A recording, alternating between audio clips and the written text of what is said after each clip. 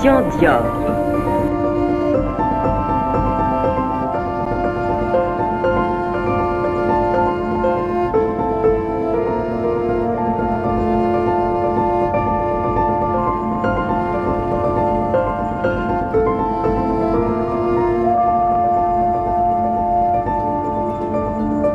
Salut, salut!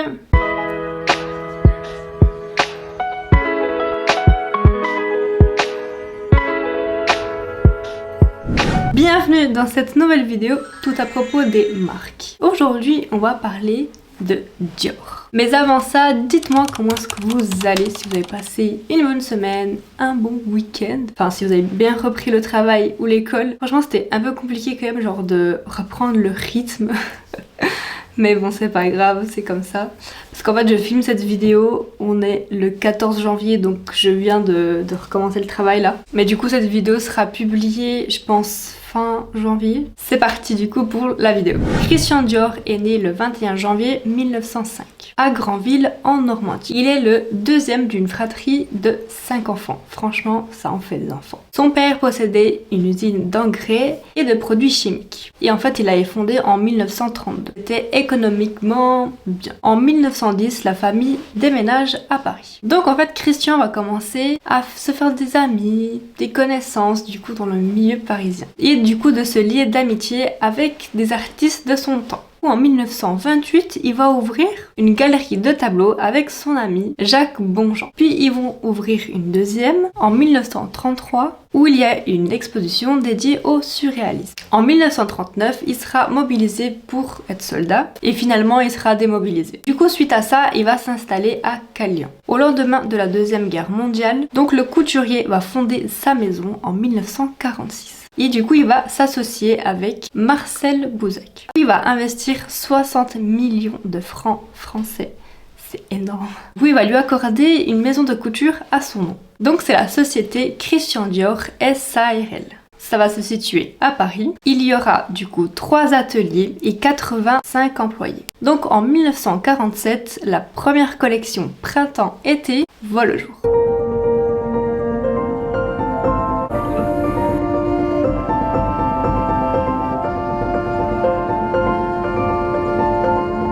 Donc le 4 mars, il va ouvrir une nouvelle société qui se nomme Christian Dior Parfum. Donc ça sera dirigé par son ami d'enfance, donc Eftler Louis. Et du coup en décembre sera lancée la nouvelle fragrance nommée Miss Dior. En 1948, il va ouvrir une filiale à New York. Il vend du prêt-à-porter de luxe et des accessoires créés et vendus en exclusivité. La même année, il va lancer sa maison de parfum à New York. En 1950, il aura l'honneur de présenter en fait sa collection à la reine Elisabeth. Et du coup, en 1951, la maison compte déjà 900 personnes. Genre, je trouve ça incroyable. Il ouvre sa première boutique en Amérique latine, à Caracas au Venezuela. Donc la duchesse de Marlborough va organiser un défilé Christian Dior en 1954, qui va se dérouler dans le palais de Blenheim, en présence de la princesse Margaret et 1600 invités. Et en fait, ce défilé était au profit de la Croix-Rouge. Et en fait, en 1955,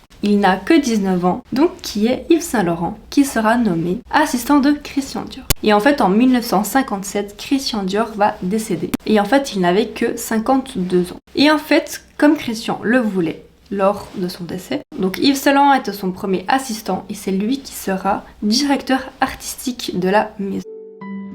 Et d'abord, j'ai appris mon métier chez Dior parce que c'était une maison extraordinaire, c'était un homme extraordinaire qui avait su grouper autour de lui des gens merveilleux et c'est vraiment là que j'ai appris mon métier.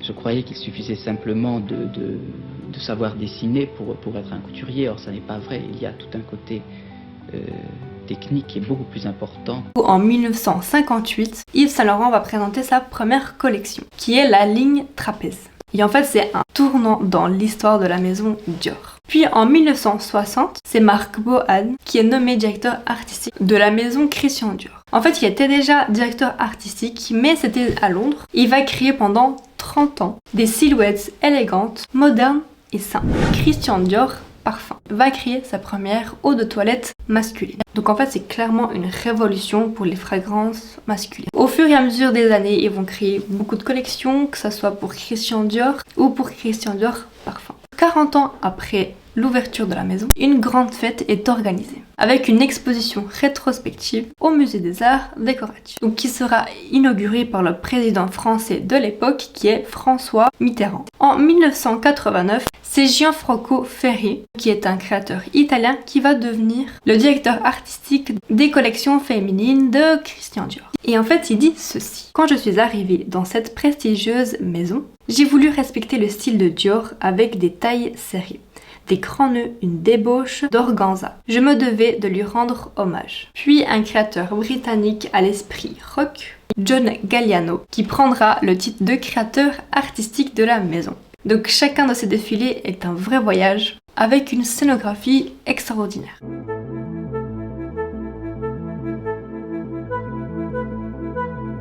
We're now trying to realign the haute couture slightly more dans le même esprit of the way the prêt-à-porter is going, if you like, reaching up to a newer. Et en fait, en 1996, la maison va offrir à Diana, la princesse de Galles, donc un tout nouveau sac rebaptisé Lady Dior en son honneur. Et en fait, ce sac aujourd'hui, il est tellement connu, genre c'est un truc de dingue et je le trouve tellement beau, mais bon, il est très très cher. Comme la maison faisait 50 ans, il décide de faire une grande exposition au Metropolitan Museum of Art à New York. Et du coup, pendant cette soirée, Diana va porter la première robe créée par John Galliano. Le musée Christian Dior est inauguré en 1997 dans la maison d'enfance de Christian Dior.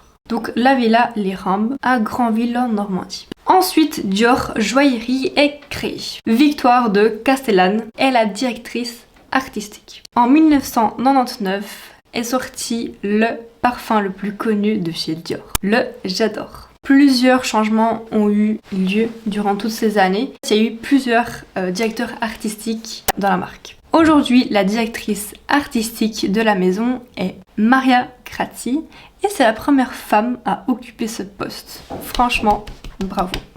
Donc la créatrice va puiser toutes ses idées dans les archives de Dior. Donc en réinventant certaines pièces fortes de la marque.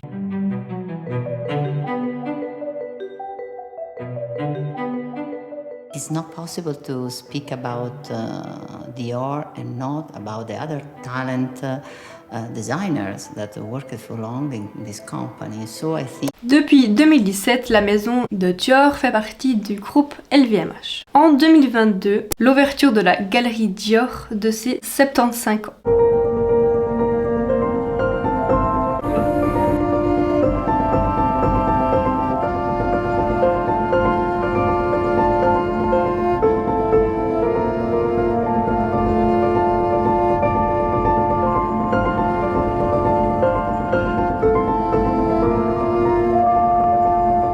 Après le premier défilé de la marque. Ces galeries se situent dans le lieu où la maison est née. Ils présentent une scénographie unique, montrant comme les différents directeurs artistiques étaient visionnaires. Les polémiques. En 2022, la maison va être accusée d'appropriation culturelle. Donc en fait, c'est le motif jardin d'hiver qui va poser problème lors de la collection automne-hiver 2022-2023. Donc en fait, c'est un motif qui mélange des oiseaux et des fleurs. Donc ça sera accusé d'être une copie d'une peinture traditionnelle chinoise. Donc en fait c'est les internautes qui ont vu ça et du coup ils sont pas contents, qui dénoncent l'appropriation culturelle. Donc toujours dans la même année, donc Christian va mettre en vente une jupe, donc aux plis latéraux, inspirée d'un vêtement traditionnel sans l'avoir mentionné. Donc en fait c'est un manque de transparence qui a déclenché une manifestation devant la boutique des Champs-Élysées.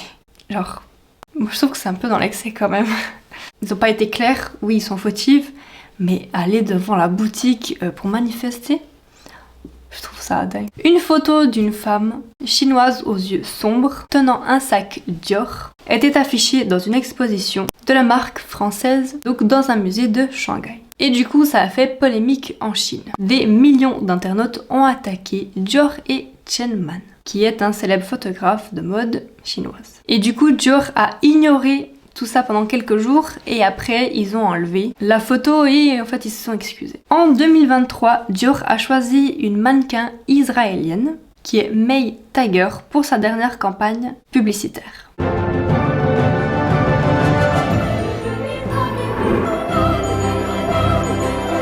Et du coup en fait ceci est arrivé au même moment que le conflit entre Israël et Hamas. Donc en fait My Tiger avait publié des extraits de la publicité pour les parfums Dior sur Instagram. Du coup les pro-palestiniens ont appelé au boycott de la marque. Dior est accusé de discrimination raciale, du coup par les internautes chinois. Une publication sur Instagram où on voit une mannequin qui étire son œil sur la photo va vraiment déplaire aux internautes. Ils disent que c'est un acte de racisme et d'appropriation culturelle. En mai 2023, Dior va présenter sa collection au Mexique, donc qui va être inspirée de l'œuvre de Frida Kahlo pour rendre hommage aux femmes et aussi à l'artisanat mexicain. Donc en fait, c'était un partenariat entre Dior et des artistes mexicains. Mais en fait, ça sera des allusions au féminicide qui ne plaît pas.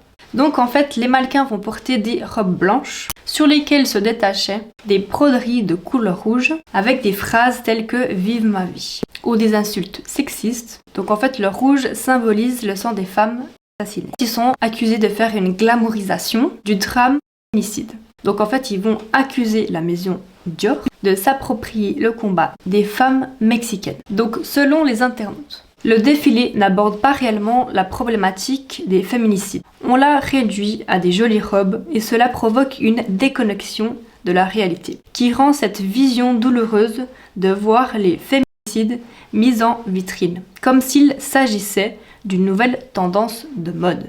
Donc en fait, les féminicides font partie du quotidien, malheureusement, des Mexicaines. Tous les jours, il y a sur les réseaux des photos et des noms de nouvelles victimes. Un exemple, Guadalupa, une femme de 30 ans, son conjoint l'a aspergée d'essence et brûlée vive. Donc en fait, tous les jours, entre 10 et 11 femmes, en moyenne, perdent la vie dans des circonstances violentes. En fait, le gouvernement se montre sourd à ces drames. Donc voilà, on finit un peu avec une histoire quand même assez triste. Franchement, je trouve que c'est triste en fait qu'encore aujourd'hui, dans certains pays, les femmes sont traitées d'une manière affreuse. Mais bon, j'espère que cela va changer un jour. Enfin, on croise les doigts en tout cas. Donc voilà, j'espère que vous avez aimé cette vidéo. N'hésitez pas à mettre un petit like, à vous abonner à la chaîne et à activer la petite cloche. Et sur ce, bye guys!